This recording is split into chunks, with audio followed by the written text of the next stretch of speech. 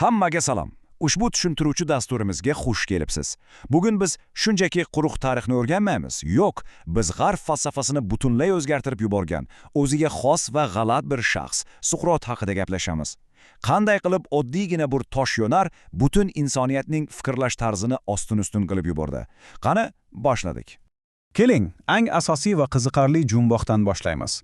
O'ylab ko'ring, butun boshli shahar xalqi o'zining eng dono insoni deb e'tirof etgan odamni nega aynan shu xalq o'limga hukm qiladi? U shunday kechirib o'lmas ish qildimikin yoki u shunchalik haq ediki, odamlar bu haqiqatni hazm qila olmadimi? Bu qadimgi dunyoning haqiqiy sirlaridan biri. Barchamiz maqola ishlatadigan o'sha mashhur gap bor. Men hech narsani bilmasligimni bilaman. Lekin bilasizmi, bu shunchaki o'yinqaroq gap emas. Bu yerda katta kinoya yashiringan. Suqrot o'zining bilimsiz ekanini ochiqchasiga tan olib, aslida boshqalardan ancha aqlli ekanini isbotlab qo'ygan. Bu uning o'ziga xos super quroli edi. U shu orqali jamiyatdagi soxta donishmandlarning asl basharasini ochib tashlagan. Xo'sh, bugungi dasturimizda nimalarni ko'rib chiqamiz? Birinchi, Suqrotning Afinaning eng dono insoniga aylanishi.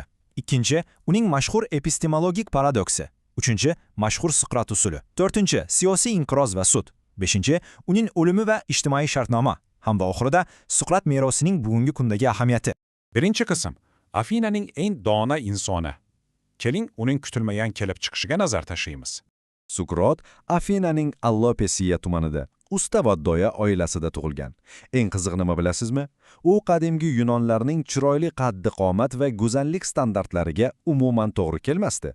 G'ilay ko'z, pachoq burun, umuman olganda xunukkina odam bo'lgan.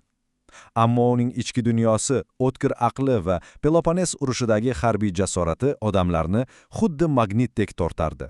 Shaharning eng nufuzli boy yoshlari doimo uning atrofida parvona bo'lishgan. Ikkinchi qism epistemologik paradoks, ya'ni o'sha mashhur men hech narsani bilmayman g'oyasi.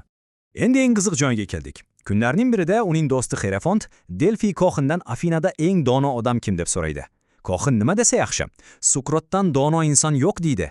O'zining hech qanday chuqur bilimga ega emasligiga amin bo'lgan Suqrot rosa hayron bo'ladi va buni tekshirib ko'rmoqchi bo'ladi. U borib shaharning eng obro'li odamlarini, siyosatchilarni, shoirlarni, ustalarni rosa so'roqqa tutadi. Natija esa dahshat. Bu odamlar o'zlarining kichkina hunarini mutlaq donolik deb o'ylab, qattiq adashib yurishgan ekan. Ularning bilimi o'ta yuzaki, g'ururi esa juda ham zaif edi. Uchinchi qism mashhur Suqrot usuli, haqiqatni qanday qilib dunyoga keltirish san'ati. Bilamizki, uning onasi doya bo'lgan. Suqrot ham o'z uslubini onasining kasbiga o'xshatib, mayaftika, ya'ni doyalik san'ati deb atagan. O'sha paytdagi boshqa sufiylarga, ya'ni o'qituvchilarga o'xshab, u odamlarning miyasiga tayyor faktlarni zo'rlab tiqishtirmasdi. Aslo. U shunday hisoblardiki, har bir insonning ichida haqiqat allaqachon yashirinib yotibdi. U shunchaki to'g'ri savollar berish orqali ana shu haqiqatning tug'ilishiga xuddi doyadek yordam bergan xolos. Keling, bu tizim qanday ishlaganini ko'ramiz. U 3 qadamdan iborat edi. Birinchisi, istehzo. Suqrot o'zini xuddi hech narsani tushunmaydigan odamdek tutib, suhbatdoshining balandparvoz iddeolarini yuzaga olib chiqardi. Keyingisi, imtihon, ya'ni elenxus. Qisqa va aniq savollar bilan o'sha bilimlarni g'alvirdan o'tkazib, ulardagi mantiqiy ziddiyatlarni ko'rsatib berardi. Va nihoyat, mayeftika. Hamma xato tushunchalar parchalanib, sof poydevor qolgach, insonning o'ziga chindan ham mustahkam haqiqatni kashf etishiga yordam berardi. Zo'ra, Suqrotning yana bir hayratlanarli xususiyati uning daimonioni edi. Bu nima deysizmi? Bu uning bolaligidan hamroh bo'lgan ichki kompas, sirli ilohiy bir ovoz. Lekin qiziq tarafi, bu ovoz unga hech qachon bunday qil, unday qil deb aql o'rgatmagan. U faqatgina Suqrot xato qaror qilayotganda buni taqiqlash uchun namoyon bo'lardi. Aynan shu ichki tormoz uni iflos siyosiy o'yinlarga aralashib qolishdan saqlab qolgan va to'g'ri falsafiy yo'lida ushlab turgan. Albatta, uning eng mashhur shogirdlari bu sirli ovozni biroz turlicha tushuntirishgan. Biz xolis qaraydigan bo'lsak, Platon bu kuchni ko'proq ichki vijdon, ya'ni faqatgina yomon ishdan qaytaruvchi kuch deb ataydi. Xenofontning yozishicha esa bu tashqi ilohiy qudrat bo'lib, ba'zida u Suqrotni to'g'ri harakatlarga ham undab turgan. Bu farqlar Suqrot shaxsiyatining qanchalik sirliligini yana bir bor tasdiqlaydi. To'rtinchi qism siyosiy inqiroz va sud jarayoni. O'sha paytdagi Afinadagi og'ir vaziyatga o'tamiz. Agar jarayonga xulosani baho bersak, Suqrotga qarshi 3 ta mutlaqo har xil qarashdagi odamlar birlashganiga guvoh bo'lamiz. Anito, siyosatchi va general. U demokratiyani himoya qilardi, chunki Suqrot ko'pchilik ovoz berishi doim ham to'g'ri bo'lavermaydi degan fikrda edi. Millet esa dindor shoir. U Suqrotni yoshlar ongini buzishda va shoirlarni kamsitishda aybladi. Likon bo'lsa an'anaviy notiqlarning vakili edi. Xullas, urushdan keyin zo'rg'a o'ziga kelayotgan murd davlat uchun Suqrotning bu o'tkir tanqidlari ulkan xavf bo'lib ko'ringan. Biz bu yerda hech kimning tarafini olmaymiz, shunchaki qadriyatlar qanday qilib bir-biri bilan to'qnashib ketganini ko'ryapmiz. Sud jarayoni Afina agorasida 501 nafar hakamdan iborat xalq sudida bo'lib o'tdi. Boshqalar qamoqdan yoki o'limdan qutulish uchun yig'lab, yalanib yolvorsa, Suqrot buni qilmadi. U sud zalida ham o'zining qaraslarini mag'rurona qat'iy himoya qildi. Va tabiiyki, uning bu mardona ujarligi hakamlarning g'ashiga tegdi. Tasavvur qiling, ovozlar qanchalik yaqin bo'lgan. 280 nafar hakam uni aybdor deb topdi, 221 nafari esa uning foydasiga ovoz berdi. Ammo hukm o'qilib bo'lingandi. 5-qism. Yakuniy fojia, o'lim va ijtimoiy shartnoma. Bu yerdagi eng ta'sirli va muhim nuqta shundaki, u qamoqxonada yotganida uning yaqin do'sti Kriton kelib, soqchilarni sotib olganini va uni yashirincha qochirib yuborishini aytadi. Lekin Suqrot rozi bo'lmaydi.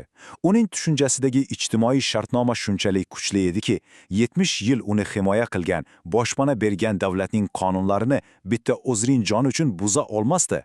Garchi o'zi nohaq qurbon bo'layotganini bilsa-da, adolatsizlikka yana bir adolatsizlik bilan javob qaytarishni keskin rad etdi.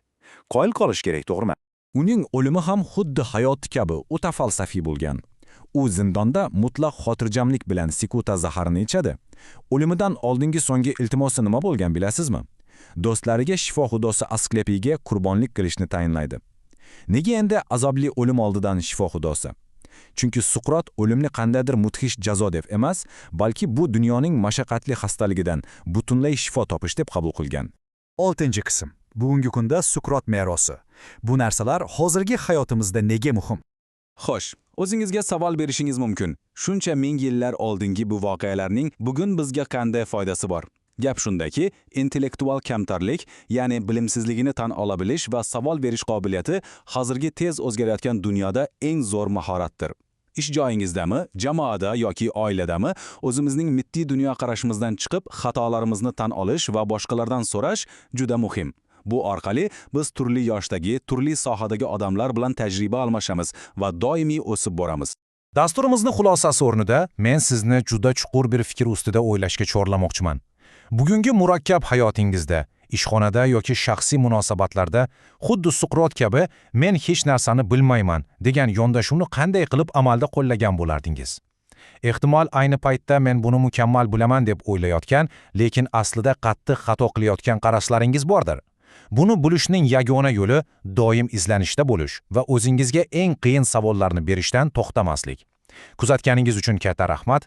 Keyingi tushuntiruvchi dasturlarda ko'rishguncha.